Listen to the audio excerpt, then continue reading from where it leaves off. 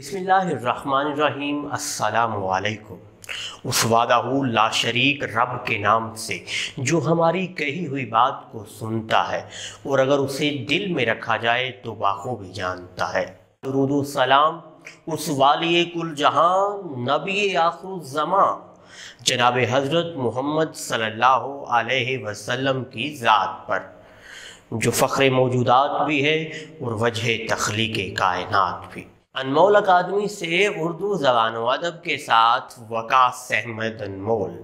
عزیز طلبہ، آج کا ہمارا موضوع ہے اسم ذات اور اس کی اقسام۔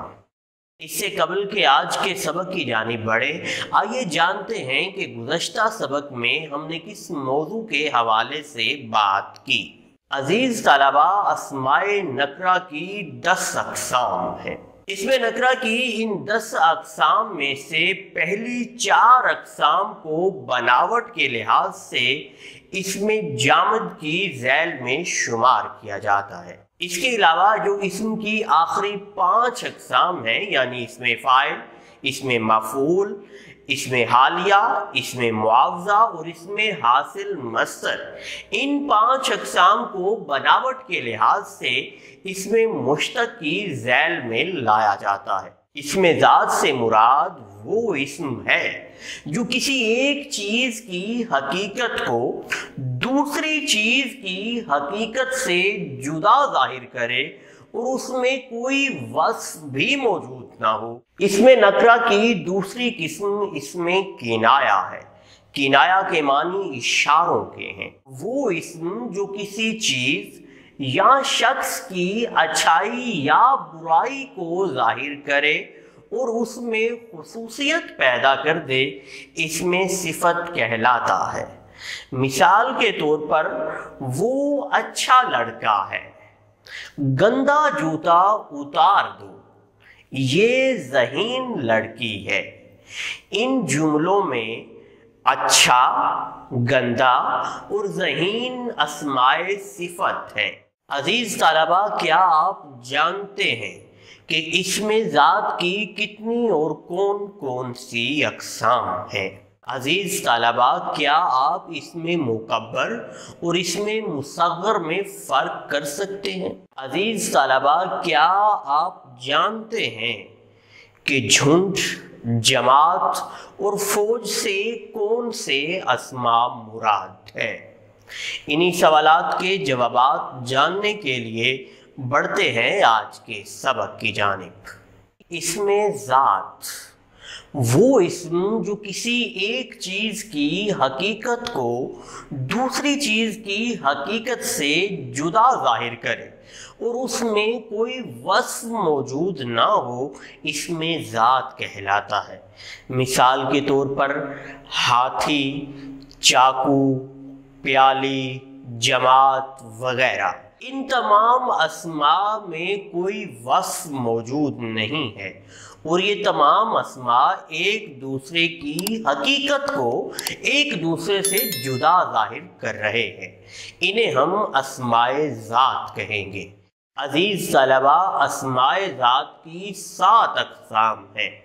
1 اسم جنس، 2 اسم آلہ، 3 اسم ظرف، 4 اسم صوت، 5 اسم مکبر، 6 اسم مصغر اور 7 اسم جمع۔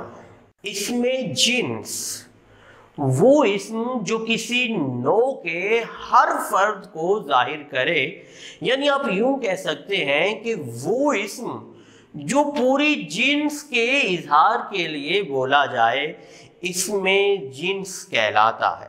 مثال کے طور پر آدمی، گھوڑا، فاختہ وغیرہ۔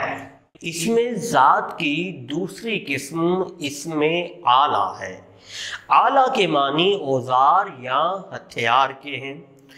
وہ اسم جو کسی اوزار یا ہتھیار کو ظاہر کرے، اسم آلہ کہلاتا ہے۔ مثال کے طور پر چاقو، چھری، تلوار وغیرہ۔ اسم ظرف وہ اسماء جو جگہ اور وقت کو ظاہر کریں اسماء ظرف کہلاتے ہیں۔ مثال کے طور پر مسجد، شام، دفتر، دن، رات وغیرہ۔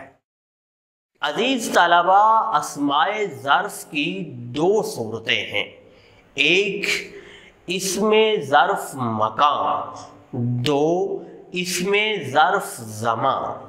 اسم ظرف مکان وہ اسم ہے جو کسی جگہ کے اظہار کے لیے بولا جائے، یا وہ اسم جو کسی جگہ کو ظاہر کرے اسم ظرف مکان کہلاتا ہے۔ مثلا مسجد، دفتر، اسکول۔ وہ اسم ظرف جو کسی وقت کو ظاہر کرے اسم ظرف زمان کہلاتا ہے۔ مثال کے طور پر شام، دن، رات، آج، کل وغیرہ۔ اسم ذات کی چوتھی قسم اسم صوت ہے۔ صوت کے معنی آواز کے ہیں۔ وہ اسم جو کسی آواز کو ظاہر کرے اسم صوت کہلاتا ہے۔ مثال کے طور پر چھم چھم بارش کی آواز، چوں چوں چڑیا کی آواز، غٹر ہوں کبوتر کی آواز وغیرہ۔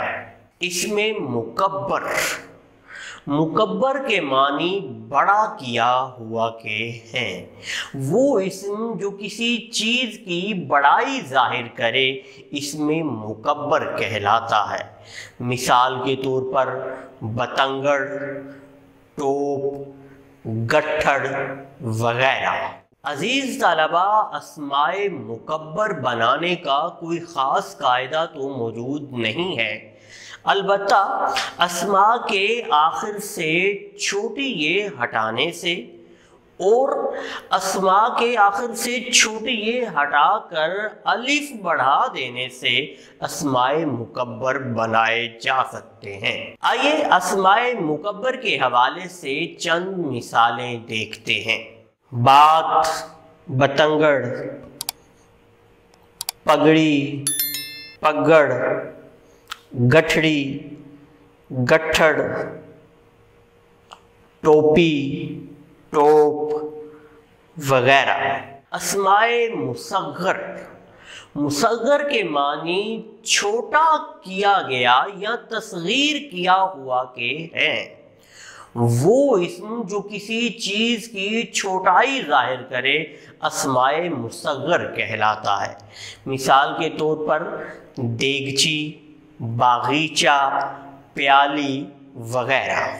عزیز طلبہ، اسماء مصغر بنانے کا بھی کوئی خاص قاعدہ نہیں ہے، البتہ اسماء کے آخر میں چھوٹی یہ، یا، ڑی، را، چی، چے وغیرہ کا اضافہ کرنے سے اسماء مصغر بنائے جا سکتے ہیں۔ آئیے اس حوالے سے چند مثالیں دیکھتے ہیں۔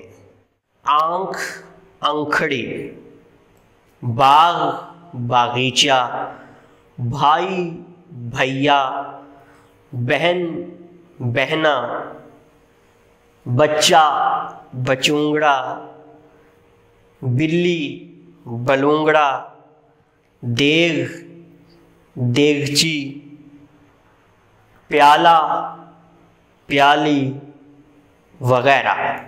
اسم ذات کی ساتویں اور آخری قسم وہ اسم جو واحد معلوم ہو لیکن معنی اور مفہوم جمع کے ادا کرے اسم جمع کہلاتا ہے۔ مثال کے طور پر فوج، جماعت، جھنڈ وغیرہ۔